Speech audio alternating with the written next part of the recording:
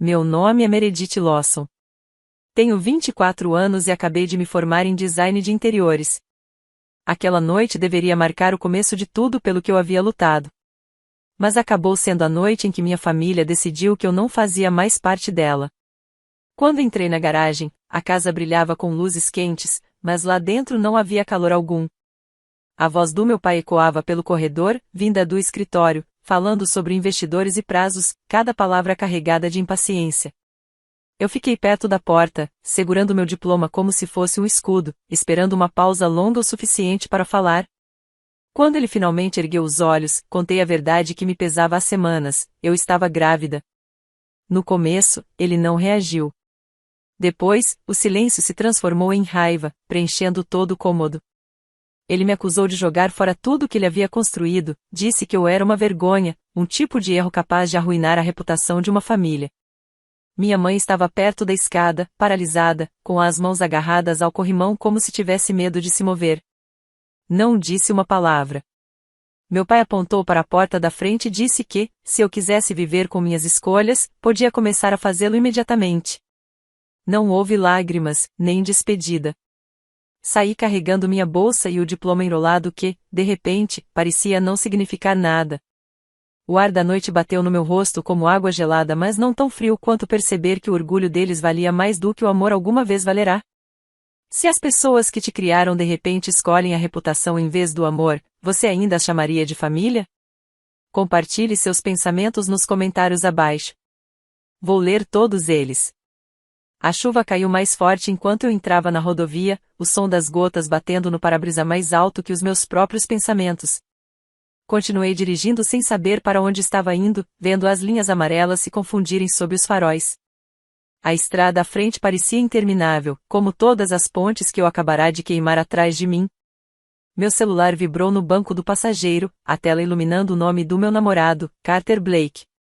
Por um instante, hesitei.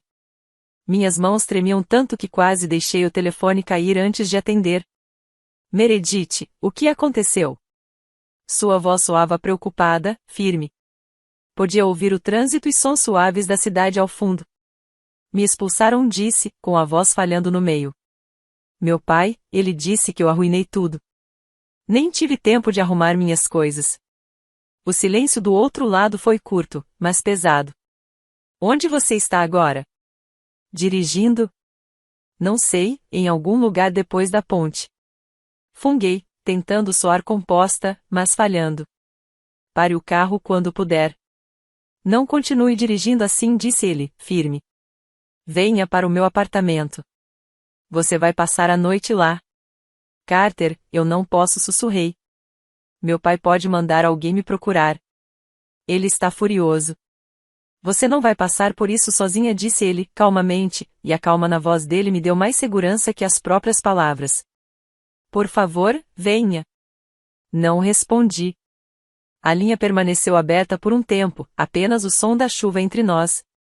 Então respirei fundo e virei o carro em direção à cidade. Quando cheguei, as ruas estavam quase desertas, brilhando com o reflexo das luzes. O prédio dele ficava perto do rio, moderno, mas discreto, um lugar que parecia mais caro do que alguém recém-formado deveria conseguir pagar. Carter abriu a porta antes mesmo de eu bater. O cabelo dele estava úmido, as mangas da camisa enroladas. O apartamento cheirava levemente a café e cedro. Ele não fez perguntas, não me pressionou por detalhes. Apenas me olhou por um longo momento e disse suavemente: Você está segura aqui. É só isso que importa hoje à noite. Eu queria acreditar nele. Por dentro, tudo parecia estranhamente organizado. Havia livros arrumados por cores, um toca-discos zumbindo silenciosamente em um canto e uma luz âmbar suave que fazia o ambiente parecer mais quente do que realmente era. Minha jaqueta encharcada grudava na pele. Ele me entregou uma toalha e eu murmurei um obrigada sem encarar seus olhos. Enquanto trocava para uma das camisas largas dele, percebi coisas que não combinavam com a imagem de um assistente de arquiteto em dificuldades. Um relógio na comoda, elegante e estrangeiro, do tipo que eu só tinha visto em revistas.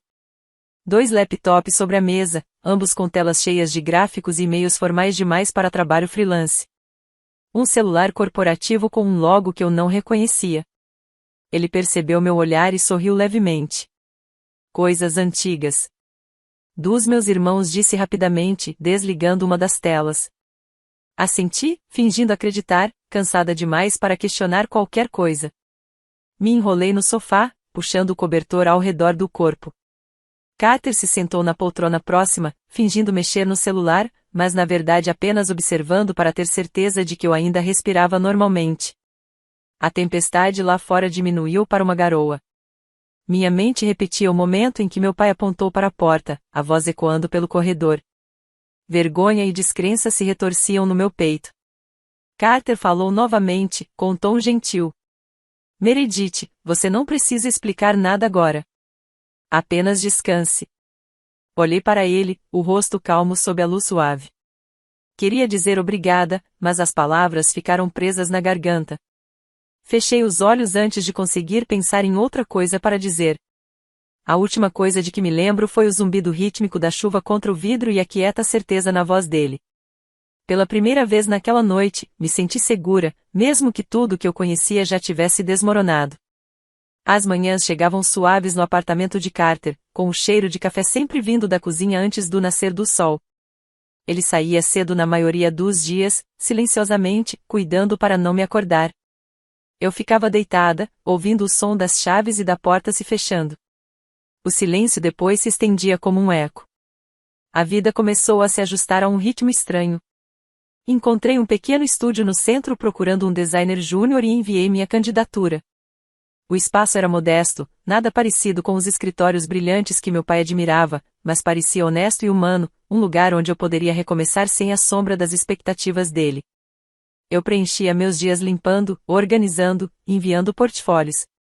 Carter me encorajava a ir devagar, a deixar as coisas acontecerem.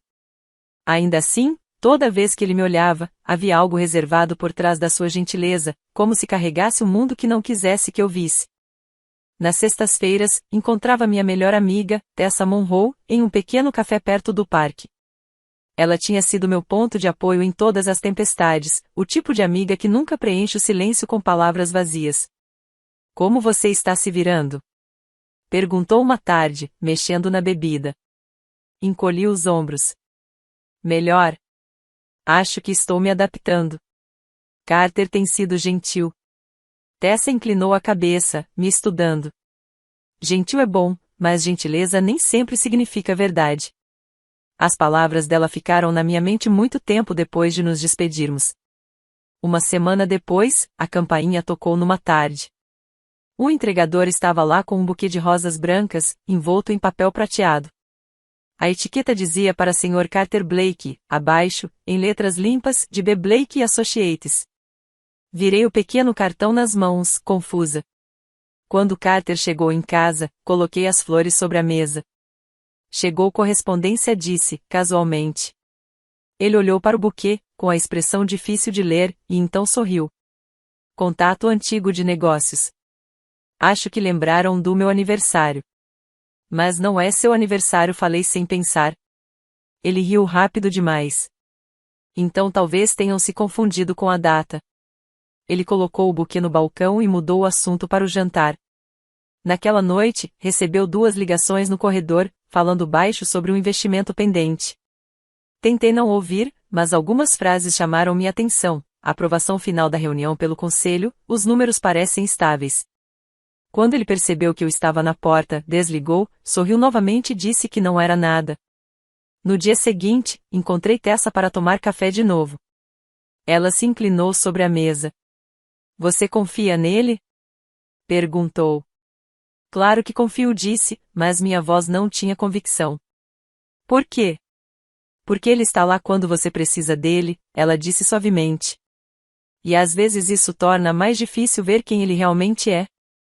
Quis defendê-lo, dizer que ela estava errada, mas uma parte de mim já começava a se perguntar. De volta ao apartamento, Carter estava curvado sobre o laptop. Quando me aproximei, ele minimizou uma janela rápido demais. Contei a mim mesma que era apenas trabalho. Ele beijou minha testa antes de sair na manhã seguinte, dizendo que tinha uma reunião cedo. Observei do balcão enquanto ele ia até o carro, falando ao telefone, com voz calma e profissional.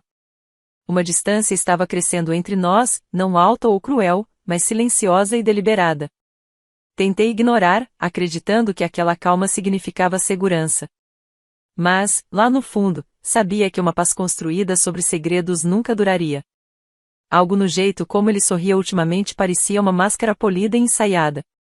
As rosas brancas começaram a murchar no balcão, suas pétalas caindo uma a uma, e cada vez que uma caía, parecia um pequeno aviso que eu não conseguia compreender. As manhãs permaneciam silenciosas, mas meu coração não confiava mais nesse silêncio. Às vezes, a verdade não bate à porta. Ela simplesmente se senta à sua frente, sorrindo educadamente. Quando Carter me disse que jantaríamos com os pais dele, meu estômago se apertou. Ele falou de forma tão casual, enquanto servia café naquela manhã, como se fosse qualquer outra noite. Eles não são tão intimidadores, me assegurou, apertando levemente minha mão antes de sair. O resto do dia, não consegui me concentrar em nada. Parecia um teste para o qual eu não estava preparada, embora não soubesse qual era a pergunta que eu temia. Os Blake moravam em Beacon Hill, em uma daquelas casas históricas de tijolos com batentes de latão polido e luz dourada suave atrás das cortinas de renda. Quando chegamos, Margaret Blake abriu a porta antes mesmo de tocarmos a campainha. O sorriso dela era caloroso, genuíno, do tipo que instantaneamente me fez respirar aliviada. Você deve ser Meredith, disse ela, me puxando para um breve abraço. Já ouvimos falar muito sobre você. A voz dela tinha graça e uma autoridade silenciosa, como alguém acostumado a ser ouvido. Benjamin Blake entrou no corredor logo atrás dela. Alto, reservado, com um aperto de mão firme, mas olhos atentos e avaliativos. Não havia nada de hostil nele, ainda assim. Algo em seu olhar parecia calculado, como se ele pesasse não apenas minhas palavras, mas toda a minha existência. A sala de jantar era elegante, mas não ostentosa. A luz das velas refletia na porcelana fina, a mesa posta para 4 pessoas. A comida cheirava incrivelmente bem e, por um instante, deixei-me acreditar que tudo seria simples, apenas um jantar. A conversa começou naturalmente. Margaret perguntou sobre meu trabalho e o pequeno estúdio de design que eu havia ingressado recentemente. Ela parecia genuinamente interessada, assentindo pensativa enquanto eu falava sobre texturas e espaços. Benjamin escutava em silêncio, ocasionalmente lançando um olhar para Carter, depois de volta para mim. Suas perguntas vieram mais tarde, precisas, mas gentis. Então, Meredith, disse ele, após o prato principal, conte-nos sobre sua família. Hesitei por um segundo, sem saber por que o tom dele fazia a sala parecer menor. Meu pai, Greg Lawson, dirige uma pequena construtora em Boston, respondi. Ele está no ramo há anos. Minha mãe, Linda, cuida da contabilidade. Sorri, tentando soar casual, embora a garganta estivesse seca. A expressão de Benjamin mudou apenas levemente. Ele piscou, fez a menor pausa e então assentiu. Uma linha de trabalho sólida, disse, com firmeza, antes de se voltar para perguntar a Carter sobre um projeto recente. Margaret parecia não perceber, continuando a conversar sobre eventos locais e uma reforma beneficente que estava planejando. Mas eu notei o brilho nos olhos de Benjamin, um reconhecimento que não conseguia explicar. Pelo resto da refeição, ele se manteve educado, até gentil. Ainda assim, seu silêncio me deixava inquieta. Em um momento, Margaret elogiou minha compostura e disse que admirava o quanto eu era independente para alguém tão jovem. Estamos iniciando um projeto de design para espaços comunitários, acrescentou. Talvez você queira ajudar. Acho que traria algo novo. Agradeci, tocada pela sinceridade dela, enquanto Carter sorria orgulhoso ao meu lado. Ele parecia feliz de um jeito que eu raramente havia visto, e por um tempo deixei que aquele calor permanecesse entre nós. A sobremesa veio e passou, risadas preenchendo os intervalos onde antes havia tensão. Benjamin se ofereceu para servir mais vinho, o tom leve novamente, embora seus olhos ocasionalmente se voltassem para mim, pensativos e difíceis de ler. Quando a noite terminou, Margaret me abraçou mais uma vez, dizendo que eu sempre seria bem-vinda. Benjamin apertou minha mão na porta, mantendo-a um pouco mais do que o necessário. Foi um prazer conhecê-la, Meredith disse, em voz baixa. Tenho certeza de que nos veremos em breve. No caminho de volta, Carter estava relaxado, cantarolando junto com o rádio, alheio à inquietação que se contorcia dentro de mim. Eu olhava pela janela, vendo as luzes de Beacon Hill desaparecerem na distância. A voz calma de Benjamin ecoava na minha mente, mas foi a pausa depois que mencionei o nome do meu pai que se recusava a desaparecer. Naquela noite, não consegui dormir. Cada vez que fechava os olhos, via o rosto de Benjamin, educado, mas conhecedor. Algo em seu silêncio me dizia que ele sabia exatamente quem meu pai era, e que o que ele sabia não era simples. O pensamento permanecia como uma sombra que não se movia, não importava o quanto eu tentasse desviar o olhar. 2 dias após aquele jantar, Benjamin Blake solicitou uma reunião privada na Lawson Construction. Greg Lawson, meu pai, ainda carregava o mesmo ar de orgulho de sempre, recebendo o visitante em seu escritório no último andar, decorado com troféus, mármore polido e contratos emoldurados, todos pensados para impressionar. Ele não fazia ideia de que o homem à sua frente era o pai de Carter Blake. Benjamin observava a sala com tranquilidade, postura composta, olhos calmos, mas penetrantes. Meu pai começou seu discurso habitual, falando sobre expansão, liderança e a força de sua empresa. Elogiava seus próprios instintos, os contratos que havia fechado e as pessoas que deviam suas carreiras à sua orientação. Benjamin escutava sem interromper, com o mais leve indício de paciência em seu olhar. Parece orgulhoso de sua equipe, comentou, de forma contida. Claro, respondeu meu pai. Respeito é tudo. As pessoas seguem aqueles que têm sucesso. Benjamin assentiu, com tom firme. O senhor acredita em lealdade, Sr. Lawson? Meu pai se recostou na cadeira, sorrindo como se a pergunta fosse ingênua. Nos negócios, o respeito se conquista, não se dá. Por um momento, Benjamin permaneceu em silêncio. Apenas olhava para ele, o silêncio esticando-se finamente entre os dois. Então falou, suavemente, quase com gentileza.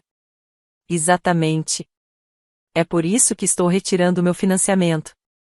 Meu pai piscou, o sorriso desaparecendo.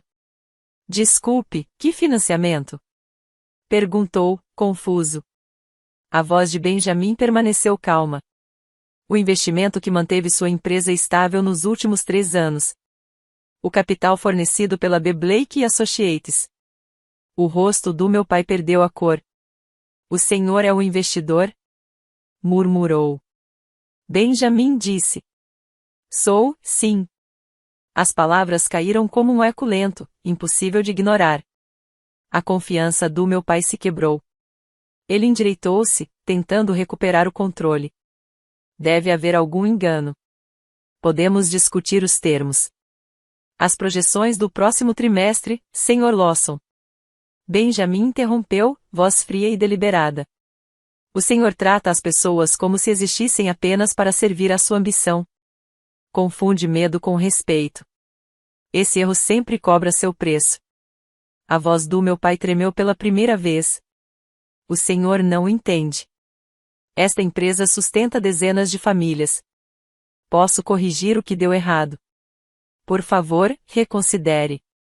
Benjamin levantou-se, fechando o paletó. Talvez da próxima vez trate as pessoas e sua filha com respeito. Meu pai ficou paralisado, finalmente percebendo quem estava diante dele. A expressão de Benjamin não mudou.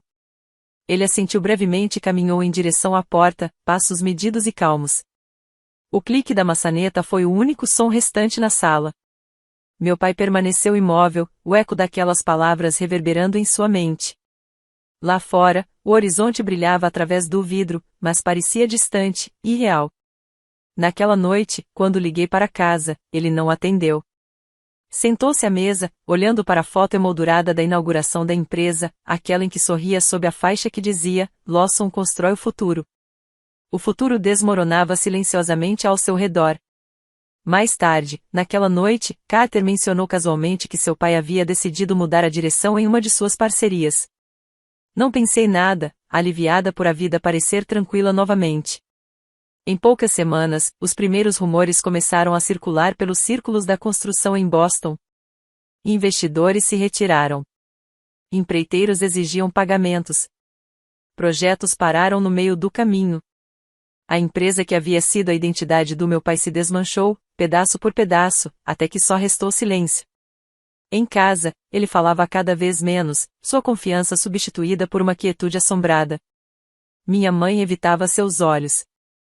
Ninguém pronunciava meu nome, e em algum lugar da cidade, Benjamin Blake fechava uma pasta marcada com Lawson, guardava-a em uma gaveta e ficava junto à janela. Ele observava o horizonte enquanto a última luz desaparecia, não como um homem vitorioso, mas como alguém que restaurara o equilíbrio à sua maneira silenciosa. Como ele sabia, poder nem sempre ruge. Às vezes, sussurra. As semanas seguintes foram silenciosas, mas o silêncio carregava o som da ruína. Notícias sobre o colapso da Lawson Construction preencheram todas as colunas de negócios. Sócios se retiraram, projetos foram congelados e as linhas de telefone antes ocupadas silenciaram uma a uma.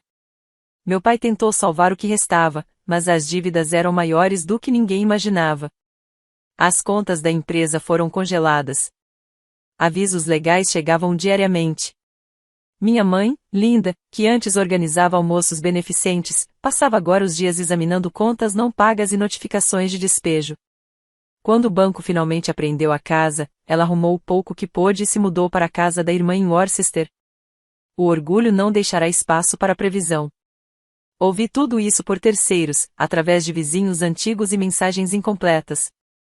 Meu pai ligou várias vezes, deixando recados que começavam com autoridade e terminavam em arrependimento. Meredith, por favor, me retorne a ligação. Só quero conversar. Eu não conseguia me obrigar a atender. Sua voz era um lembrete de tudo que havia se quebrado muito antes do dinheiro desaparecer. Enquanto o mundo que ele construiu desmoronava, o meu estava começando de novo. Na manhã em que entrei em trabalho de parto, a neve caía suavemente sobre Boston. Carter permaneceu ao meu lado em cada contração, sua presença calma me mantendo firme. Quando finalmente seguramos nosso filho, o mundo fora da janela do hospital desapareceu. Seus dedinhos minúsculos se enrolaram nos meus, frágeis e certos ao mesmo tempo. Margaret Blake chegou em menos de uma hora, trazendo cobertores quentes, flores e um cuidado que parecia quase maternal.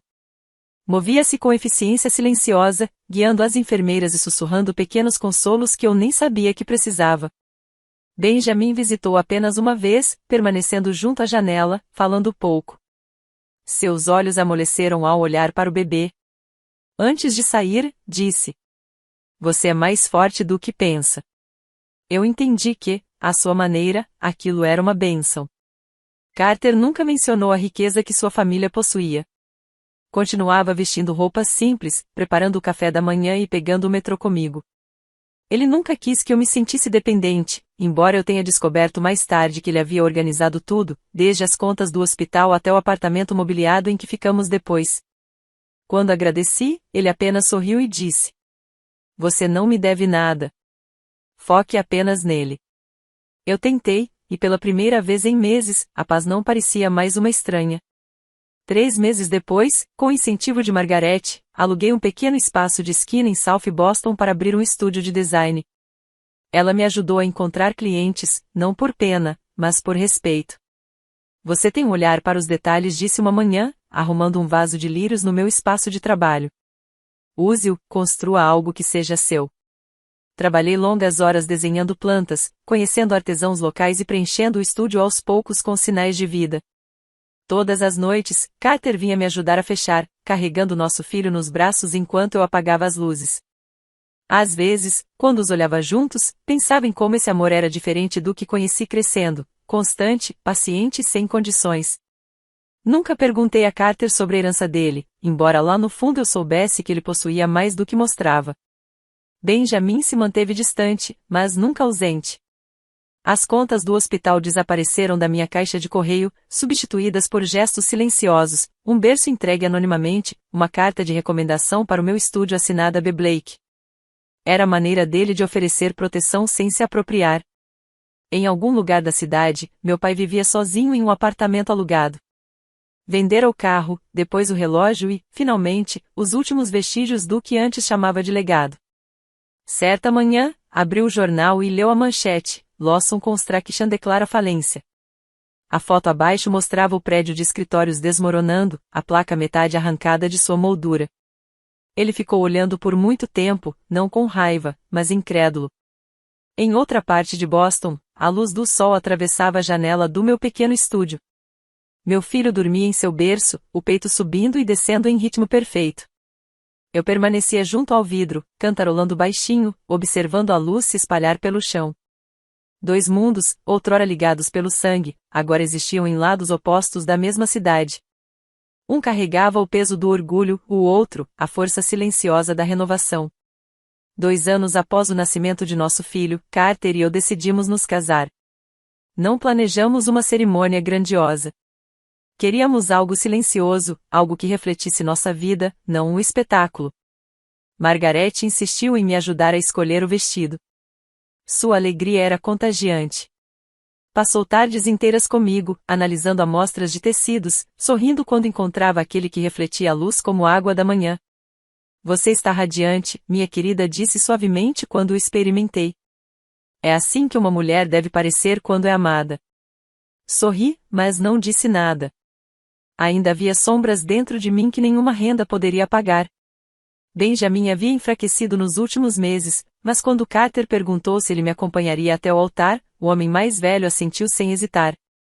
Se eu puder ficar de pé, disse, estarei lá. A cerimônia aconteceu em um trecho de praia ventoso em Massachusetts, justo quando a primavera começava a aquecer a areia. O mar estava calmo naquele dia, o horizonte amplo e pálido, como uma promessa. Um pequeno grupo de amigos se reuniu perto da costa, enquanto alguém tocava violino suavemente. Carter aguardava sob um arco de flores brancas. Quando o vi, todo o barulho na minha mente se dissipou, dando lugar à quietude. Os repórteres já haviam captado a história. Na manhã do casamento, vários jornais traziam a manchete: filho de investidor se casa com designer de Boston. Dobrei o jornal e o coloquei de lado, não disposta a permitir que a versão deles de nossas vidas interferisse na realidade. Naquele mesmo dia, chegou uma carta ao estúdio. Estava escrita com a caligrafia cuidadosa da minha mãe. Só queremos ver nosso neto. Por favor, deixe-nos ir, sentimos sua falta, Meredith. Sentei-me à mesa por um longo tempo, lendo aquelas palavras repetidamente. A garganta se apertou até que não consegui respirar direito. Carter me encontrou ali, a carta tremendo em minhas mãos. É sua escolha, disse, calmamente. Sequei os olhos e sussurrei para mim mesma: algumas feridas nunca se fecham. Nunca enviamos resposta. Na manhã do casamento, enquanto me olhava no espelho, pensei neles, não com ódio, mas com uma estranha e distante compaixão. Às vezes, a ausência é um tipo próprio de paz. Quando Benjamin chegou, vestido com um terno escuro e levemente apoiado na bengala, todos se levantaram. Ele me olhou por um longo instante antes de me oferecer o braço. Pronta? Perguntou. Mais do que nunca, respondi. O caminho até o altar pareceu ao mesmo tempo interminável e passageiro. O som das ondas cobria todos os pensamentos. Quando chegamos até Carter, Benjamin colocou minha mão na do filho e disse suavemente: agora você realmente tem uma família. Vi o orgulho em seus olhos e, por um instante, pensei no meu próprio pai. Será que ele teria me olhado assim? Se as coisas tivessem sido diferentes. A cerimônia terminou sob a luz do sol. Nosso filho corria entre os convidados, espalhando pétalas com suas mãozinhas. Risadas se erguiam sobre o som da maré. Era simples, belo e suficiente. Quando o fotógrafo nos chamou para uma última foto, uma rajada de vento levantou o véu do meu cabelo e o carregou em direção às dunas. Virei-me, observando-o flutuar como um pássaro branco antes de cair suavemente na grama próxima à estrada. Além da linha de árvores, 2 figuras estavam juntas, meus pais. Minha mãe segurava o braço do meu pai, e ambos observavam em silêncio, receosos de se aproximar. Eu não me movi na direção deles. Eles também não. A distância entre nós estava cheia de tudo que jamais poderia ser dito. As ondas voltaram a rolar, apagando as pegadas na areia e deixando apenas luz. Anos depois, as pessoas ainda perguntavam se eu os havia perdoado. Eu não. Simplesmente aprendi a viver livre. A vida em Boston se estabilizou em algo sólido, algo que construí com minhas próprias mãos. Meu estúdio de design cresceu de uma única sala alugada para um espaço de 3 andares com vista para o porto. Chamamos de Northlight Studio, porque era dali que vinha a melhor luz. Suave e constante, daquelas que revelam cada cor. Honestamente, meu filho Noah adorava brincar no segundo andar, empilhando casinhas de modelo enquanto eu atendia clientes. Ele tinha curiosidade por tudo, gentil e determinado ao mesmo tempo. E toda vez que o observava, via tanto de onde eu tinha vindo quanto de quão longe eu tinha chegado. Carter continuava seu trabalho em silêncio, nunca usando o nome da família como escudo. Nós dois preferíamos uma vida calma, honesta e livre de ruídos. Às vezes, Margaret aparecia trazendo flores frescas ou scones caseiros, insistindo que só estava dando uma passada. Na verdade, ela havia se tornado família. Sentava-se junto à janela com Noah, contando-lhe histórias sobre coragem, bondade e sobre como as pessoas podem recomeçar, mesmo depois que o mundo as esquece. Você me lembra, sua mãe disse certa vez a Noah. Ela reconstruiu tudo o que perdeu. As palavras dela permaneceram muito tempo depois que se foi. Certa manhã, no final do outono, cheguei cedo ao estúdio e encontrei um envelope simples deslizado sob a porta. A caligrafia era familiar. Dentro, havia apenas uma linha. Estamos orgulhosos de você. Estava assinado simplesmente, mãe. Fiquei ali por um longo tempo, segurando o bilhete enquanto a cidade lá fora despertava. Por anos, imaginei aquele momento como um pedido de desculpas, uma conversa, algo que preenchesse o espaço deixado pelo silêncio. Em vez disso, havia apenas 5 palavras. E de algum modo, isso foi suficiente. Sorri levemente, dobrei o bilhete e o guardei na caixa de madeira que continha pedaços da minha antiga vida, a foto da formatura da faculdade, um lírio seco do meu casamento e uma pulseira do hospital com o nome de Noah. Não respondi. O perdão não precisava ser declarado. Já estava entrelaçado no silêncio dos meus dias, no riso do meu filho, na paz que escolhia todas as manhãs. Quando Benjamin faleceu, o mundo lembrou-se dele como um investidor poderoso. Mas, em seu testamento, ele deixou algo muito mais significativo. Ele havia criado o projeto Lawson para mulheres que recomeçam, uma fundação que oferecia bolsas para mães solteiras reconstruírem suas vidas por meio da educação e do trabalho artesanal. A primeira vez que li o nome, chorei. Parecia que o ciclo se fechará, não por vingança, mas por propósito. O passado havia encontrado uma maneira de se redimir sem palavras. No aniversário de 5 anos do estúdio, fiquei diante de um pequeno público de estudantes e aprendizes. Eles haviam vindo ouvir minha história, embora eu nunca tivesse pretendido me tornar a lição de ninguém. Ainda assim, falei a verdade que havia aprendido. Se você alguma vez foi julgado pelos seus erros, disse, olhando ao redor da sala, lembre-se disto: família não é quem compartilha seu nome. É quem fica quando todos os outros vão embora. Houve uma pausa, daquele tipo de silêncio que carrega tanto dor quanto compreensão. Respirei fundo e sorri. Obrigada por ouvirem até o fim. Gostaria muito de saber o que vocês fariam. Compartilhem seus pensamentos abaixo. Lá fora, no porto, as luzes cintilavam contra o vidro. Naquele reflexo, não vi mais a garota que um dia implorou para ser aceita, mas a mulher que aprendeu que a liberdade, uma vez conquistada, nunca mais pede permissão.